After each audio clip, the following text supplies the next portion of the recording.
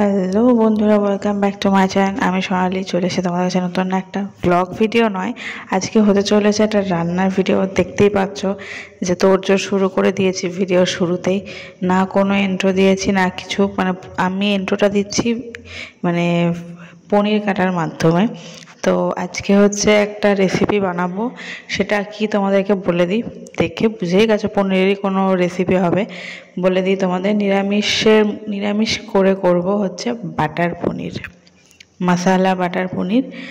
আমি নিরামিষটা খেতে অতটাও ভালোবাসি না, আর নিরামিষটা আমি ফার্স্ট টাইম করলাম।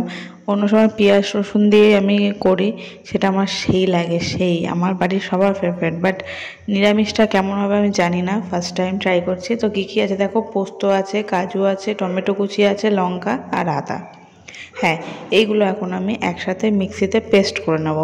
দেখো প্রথমে পোস্তটা দিয়ে দিয়েছি, পোস্ত দিয়ে এর মধ্যে কাজুগুলোও দিয়ে দিয়েছি, আর তার সাথে ছিল হচ্ছে যা যা ছিল দেখলে, আদা আছে, টমেটো আছে, সবগুলো দিয়ে একসাথে মিক্সিতে পেস্ট করে নেবো। আজকে রান্নার ভিডিও দিচ্ছি তার একটাই কারণ, এগুলো অনেক দিন ধরে করে রেখেছিলাম, স্টোর হয়েছিল, তা ভাবলাম যে দিয়েই দিই। তো দেখো আমি এখানে রান্না করছি জিন্স টপ পরে। অ্যাকচুয়ালি আমি বেরোবো, তো কোথায় যাব, একটু বেরোবো, তা যার জন্য আমি বললাম কোনো থাক, একেবারে রেডি হয়ে রান্নাটা করি। দেখো পনিরটা ভাজতে বসিয়ে দিয়েছি, আর আমি না পনিরটা ভেজেই সবসময় রান্না করি। অনেক আছে কাঁচা করে, কিন্তু আমার না কাঁচাটা ঠিক অতটা ভালো লাগে না, আমার একটু ভাজা হবে। আর তার মধ্যে দেখো ভেজে ঠান্ডা জলে চুবিয়ে রাখছি যাতে পুরো সফট হয়। আর আজকে আমার ক্যামেরাটা করে দিয়েছে হচ্ছে শানু ছিল, যার জন্য ওই ক্যামেরা করে দিয়েছে। আর পনিরের পিসগুলো আমি বেশি বড়ও করিনি, আবার বেশি ছোটও করিনি।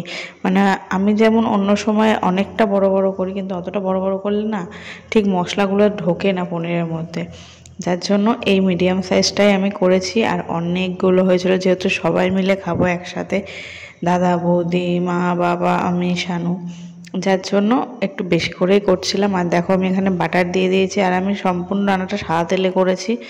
একটা ছোট কিউব বাটার দিয়ে দিয়েছি। বাটারের পর দিলাম হচ্ছে গোটা গরম মশলা, তেজপাতা, এটা ফোড়নে দিলাম। দিয়ে এবার দেব হচ্ছে এর মধ্যে যে মশলাটা আমি পেস্ট করে রেখেছি, সেই পেস্টটা এখন আমি এর মধ্যে দিয়ে দেবো। দিয়ে কিছুক্ষণ নাড়াচাড়া করার পরে যখন দেখবো একটু তেল টেল ছেড়ে এসেছে, তখন আমি এর মধ্যে পনিরগুলো দিয়ে দেবো। আর দেখো তার আগে আমি দিচ্ছি হচ্ছে বাটা মশলাটা দিয়ে কিছু এখানে গুঁড়ো মশলা অ্যাড করব। তো কী কী গুঁড়ো মশলা অ্যাড করব সেটা দেখে নাও। আমি প্রথমে দিচ্ছি হচ্ছে লঙ্কার গুঁড়ো, একটু কালার যাতে সুন্দর আসে। কালার সুন্দর না হলে আমার ঠিক ভালো লাগে না। আর এর মধ্যে দিয়েছি হচ্ছে, যেহেতু পোস্ত দিয়েছি এই জন্য জিরে গুঁড়ো দেওয়ার কোনো মানেই হয় না, যার জন্য লঙ্কার গুঁড়ো, দুরকম লঙ্কার গুঁড়ো দিয়েছিলাম, কাশ্মীরি লঙ্কার গুঁড়ো আর এমনি লঙ্কার গুঁড়ো। আর একটু দিয়েছিলাম হচ্ছে লবণ, হলুদ, এগুলো তো দিয়েছি। দিয়ে কিছুক্ষণ নাড়াচাড়া করার পরে দেখো কি সুন্দর ফুটে উঠেছে। এর মধ্যে এখন হালকা হালকা করে পনিরগুলো আস্তে আস্তে দিয়ে দিচ্ছি। তো পনির দিয়ে আমি এখন নাড়াচাড়া করব, নাড়াচাড়া করে কিছুক্ষণ রাখবো। যখন দেখবো গ্রেভিটা শুকিয়ে আসছে, তখন এর মধ্যে দিয়ে দেব হচ্ছে দুধ। হ্যাঁ, এই রেসিপিটা দুধ ছাড়া কিন্তু অসম্পূর্ণ, যেহেতু নিরামিষ সেহেতু তোমাকে দুধ দিতেই হবে। গুঁড়ো দুধ দিয়েও করতে পারো, গুঁড়ো দুধ এক জল গরম করে সেটা দিতেও পারো। আর পনিরটা বিশ্বাস করে নিরামিষ করে বানিয়েছি, কিন্তু এত টেস্ট হয়েছিল ধারণার বাইরে। আর দেখলেই যে আমি একটু দুধও দিয়ে দিলাম, এতে দুধ না দিলে না ঠিক হয় না, জল দেবে না, দুধটাই দেবে। দুধ দিলে নিরামিষ তো দুধ দিলেই ভালো হয়। আমি গুঁড়ো দুধ কিনে নিয়ে এসেছিলাম, আমি প্যাকেট দুধ পাইনি। আমি যে সময় দুধ আনতে গেছিলাম সে সময় দুধ ছিল না, লিকুইড দুধ। আমি যেন গুঁড়ো দুধ নিয়ে এসে করেছি, আর একটু স্বাদ মতন চিনি দিয়ে দিয়েছি। যখন এটা একটু গ্রেভিটা শুকিয়ে আসবে, তখন গরম গরম রুটি বা পরোটার সাথে সার্ভ করো, সেই লাগবে।